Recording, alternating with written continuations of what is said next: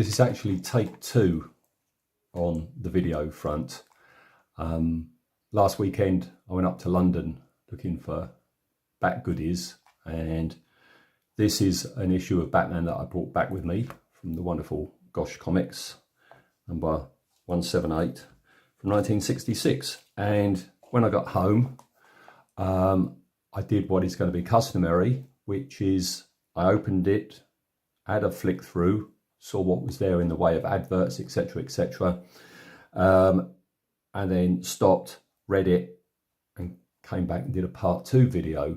I rather stupidly have deleted both of them off of my phone, so I've got to start all over again.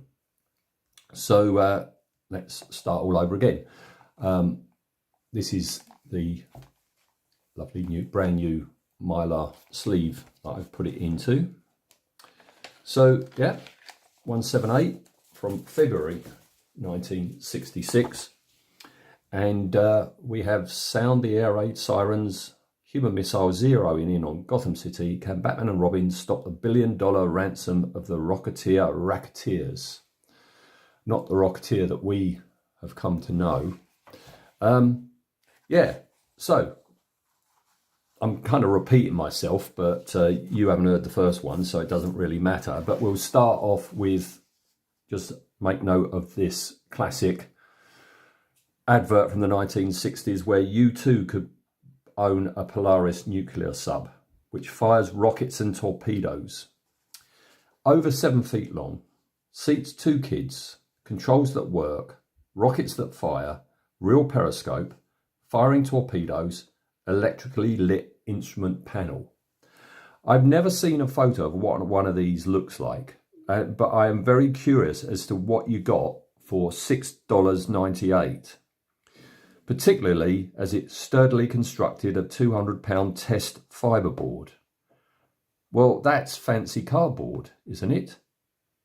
And how do the torpedoes fire? And what were the torpedoes like? And the electrically lit instrument panel, what electrics? Yeah, I've got to Google this sometime and find out actually what a $7 nuclear submarine actually looked like. So yeah, first story then, Raid of the Rocketeers. Yeah, this is going to be like Groundhog Day for me, but basically you've got Bruce and Dick have been invited to a rocket testing range by Bruce's old college mate, okay, who's Professor Nelson, and I've forgotten his name. I think it's Hank. We'll find out in a minute. Yes, it's Hank, yeah.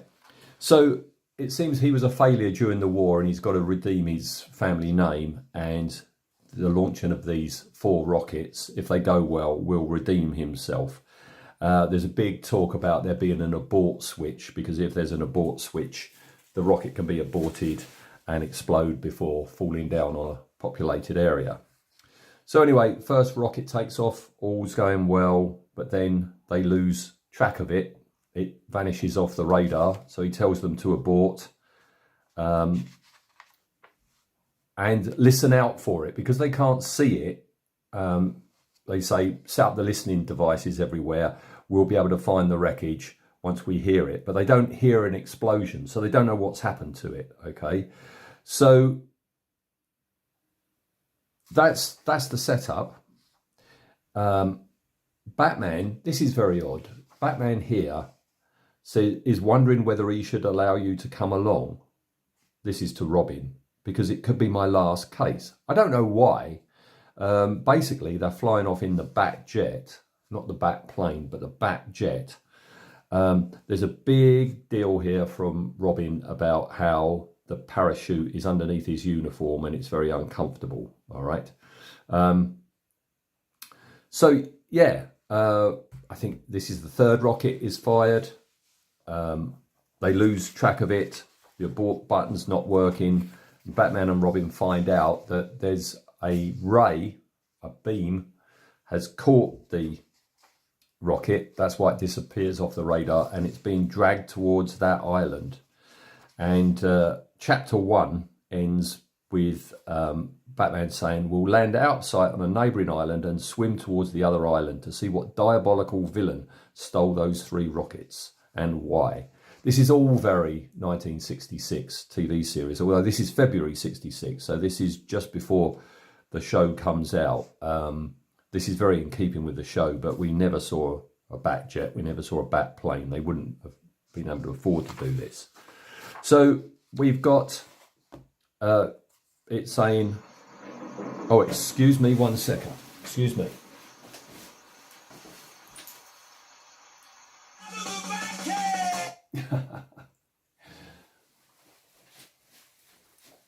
I'm sorry, I was editing another bat video and it just announced to me that it was done. Sorry about that. Yeah, it says part 2 continues after 3 pages, and we have a thing called Fingerprint Oddities. We have this like public service strip about mental illness in children. And when we come back, they're swimming ashore when these rocketeers, rocket-propelled men, heading this way. And yeah, we have a big fight, but the dynamic duo are dragged down, pass out, are taken through an underground cave. And here we have King of the Rocket Men, if you like, who's boasting that these rockets that he's stolen, he says, only the first one is harmless, my poor bewildered Batman. The second one has an atomic warhead I sort of threw together from atomic odds and ends. My rocketeers borrowed from here and there. You are just in time for the first blast off. Can we just pause and have a look at his rather daft outfit?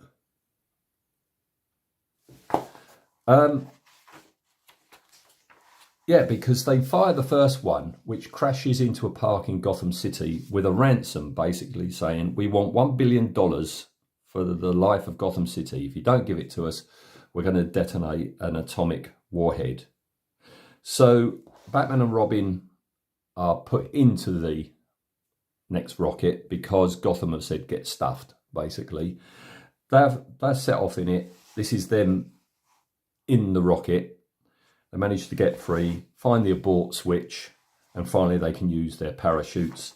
And you have this rather silly fight in the air where the Rocketeers, who are meant to be guiding the atomic warhead, are diverted to fight Batman and Robin, and you have this fight where basically Batman and Robin are just falling downwards, but they still seem to be able to overcome the Rocketeers.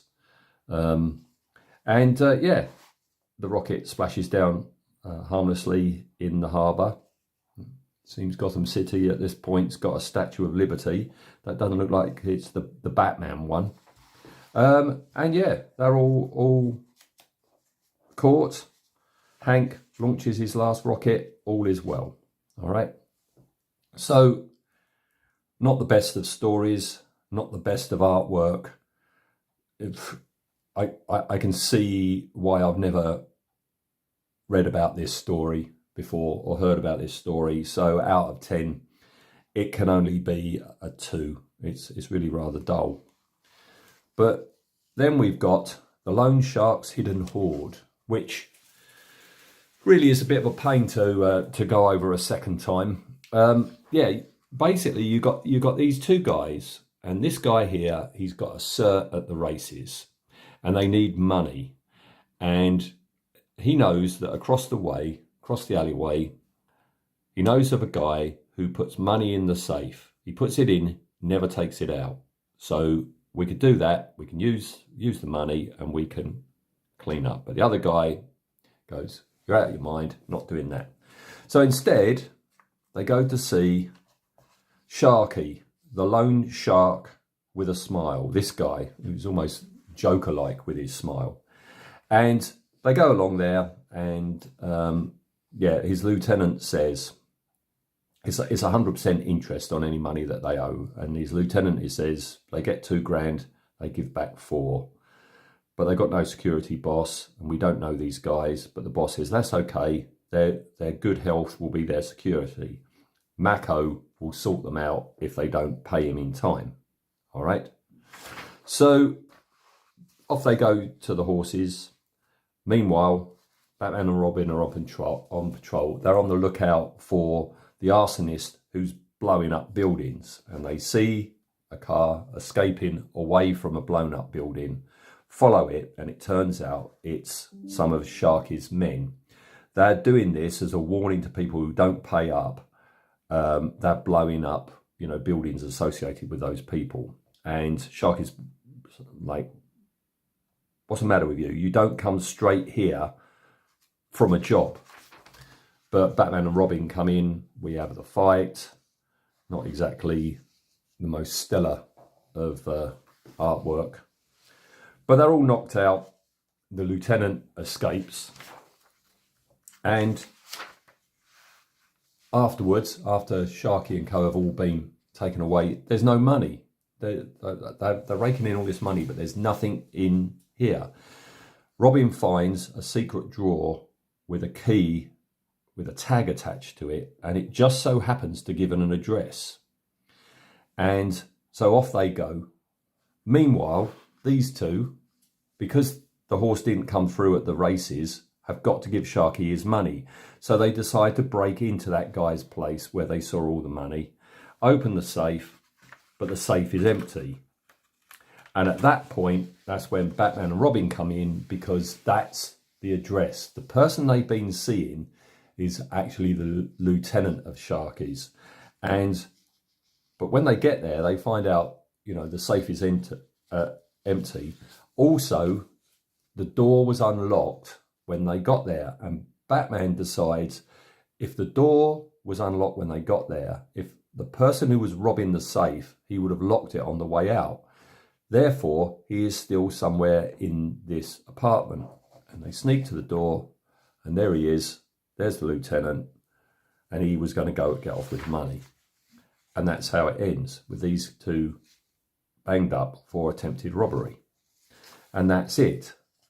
That is a very dull story. It's not worthy of Batman and Robin at all. And again, I can see why this isn't commented on in any retrospective of 60s Batman comics. Pretty poor story, very dull, rather dull artwork as well. So this is going to be my lowest rating so far. This is only a 1 out of 10. Okay, and we end with Aurora doing like a Scalextric. I wasn't aware that Aurora did their version of a Scalextric. So I'm glad I got it. This is 178. This logo line, the range of strips with this logo on, goes from 170 to I think 213. And this is my mission now, is to collect all of these. And as you'll see in later on videos, it's not exactly a stellar time for Batman stories nor Batman art. Some of the covers can be great, but what's inside isn't so great. There are exceptions though, and they will be coming up before long. There's at least 3 issues that I'm really looking forward to covering. All right. 2 of them actually have a modeling connection. So they will be videos that I'm doing in conjunction with my Mystery Models video channel. All right. But for now, this is good. I'm glad I supported Gosh Comics by buying something from them. It fills a gap in my collection. But that's all I can really say. Cover wise, I always put the covers on my Facebook page.